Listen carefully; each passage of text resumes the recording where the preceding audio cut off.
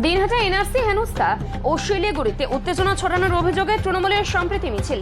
Dinhata NRC নামে স্থানীয় বাসিন্দাদের বেআইনিভাবে হেনস্থা এবং শিলিগুড়ির একাধিক এলাকায় বিজেপির পক্ষ থেকে অশান্তি ছড়ানোর চেষ্টার অভিযোগ তুলে সম্প্রীতির বার্তা নিয়ে পথে নামল দার্জিলিং জেলা তৃণমূল কংগ্রেস।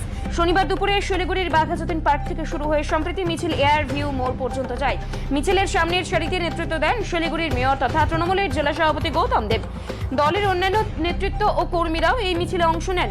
তৃণমূল কংগ্রেসের তরফে জানানো হয়, সাম্প্রদায়িক উত্তেজনা ও বিভাজনের রাজনীতির বিরুদ্ধে প্রতিবাদ জানাতে এই মিছিলের আয়োজন। সম্প্রীতি রক্ষা ও সামাজিক ঐক্যের বার্তা ছড়িয়ে দেওয়াই এই কর্মসূচির মূল উল্লেখ্য।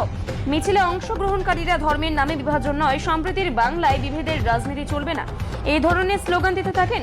দলীয় নেতৃত্বদের অভিযোগ, বিজেপি পরিকল্পিতভাবে এনআরসির নাম করে সাধারণ মানুষদের মধ্যে আতঙ্ক ছড়াচ্ছে এবং রাজ্যে অশান্তির বাতাবরণ তৈরি করছে। এর প্রতিবাদে রাজ্যের বিভিন্ন জায়গায় তৃণমূল সম্প্রীতি মিছিল করছে। র্যালি মূলত আমাদের দুটো বিষয়, একটা দিনহাটা বাসিন্দা উত্তম কুমার ব্রজবাসীকে যেভাবে এনআরসি ইম্পোজ করার জন্য অসম গভর্নমেন্ট সেন্ট্রাল গভর্নমেন্টের নির্দেশে যে কাজটা করেছেন, যিনি 50 বছরের বেশি দিনহাটায় বসবাস করেন, তার তীব্র বিরোধিতা আমরা রাস্তায় দাঁড়িয়ে করতে চাই। অ্যাট দি সেম টাইম আমাদের এই অঞ্চলকে ব্যতিব্যস্ত করে তোলার জন্য এবং বিভিন্ন সম্প্রদায়, বিভিন্ন ভাষার মানুষের মধ্যে লড়াই বাঁধিয়ে দেওয়ার জন্য যে ঘৃণ্য প্রচেষ্টা বিজেপি চালাচ্ছে। মাটিগাড়াতে দেখেছি, ওয়ার্ড নাম্বার 4-এ দেখেছি, 20 আর 6-এর একটা ক্রিকেট খেলাকে নিয়ে যে ঘটনাগুলো ঘটেছে এবং পরের দিন 28 নম্বর ওয়ার্ডে সেটা বিস্তৃত হয়েছে।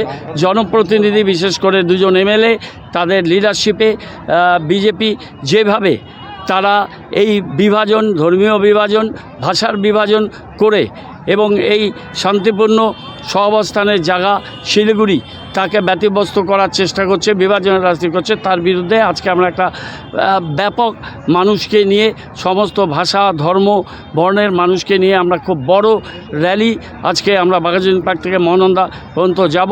একদিকে এনআরসি চালু করার প্রচেষ্টা এবং দিনহাটায় যে ঘটনা হয়েছে তার তীব্র ধিক্কার, এবং অন্যদিকে আমরা শিলিগুড়িকে যে সমস্ত ঘটনা বিজেপি ঘটাচ্ছে তার বিরুদ্ধে তাদের হুঁশিয়ারি দিতে চাই। বাংলার মানুষ, শিলিগুড়ির মানুষ, উত্তরবঙ্গের মানুষ রাস্তায় নেমে এটাকে প্রতিরোধ করবে।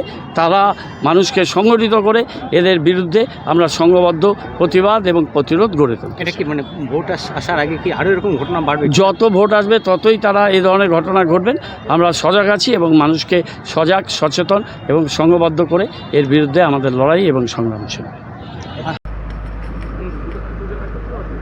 দাদা, আজকে তৃণমূল একটা র্যালি করতে যাচ্ছে, যেটাতে বলা হচ্ছে যে শহর শিলিগুড়িতে সাম্প্রদায়িক সম্প্রীতি নষ্ট করছে একটি রাজনৈতিক দল। বিশেষ করে বিজেপির কথাই উল্লেখ করেছেন, পাশাপাশি কোচবিহারে বাসিন্দা তাকে বই করা হয়েছে এনআরসির ভয় দেখিয়ে।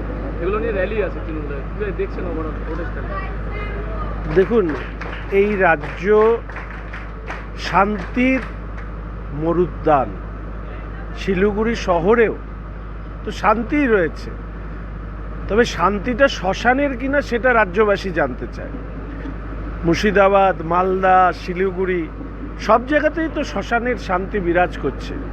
ফলে এই যে শান্তি মিছিল হচ্ছে সেটাই হয়তো উদাহরণ হিসাবে মানুষের সামনে রাখা হয়েছে।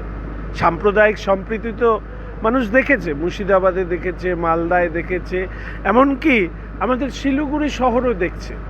কেউ কেউ বলছেন শিলিগুড়ি শহরটা এরকম তো ছিল না। প্রশ্ন করুন যে পশ্চিমবঙ্গটা কি এরকম ছিল? মুর্শিদাবাদ, মালদাটা কি এরকম ছিল? প্রতিবেশী বাংলাদেশটা কি এরকম ছিল? সর্বত্র বদলাচ্ছে পরিস্থিতি। শিলিগুড়ি শহরেও তার প্রভাব পড়ছে, এবং এর জন্য যদি কেউ দায়ী হয়ে থাকে সেটা হচ্ছে শাসক দল তৃণমূল কংগ্রেস। নিশ্চিতভাবে পশ্চিমবঙ্গের মানুষ তার জীবনের অভিজ্ঞতা এবং উপলব্ধি দিয়ে এটা বুঝতে পারে।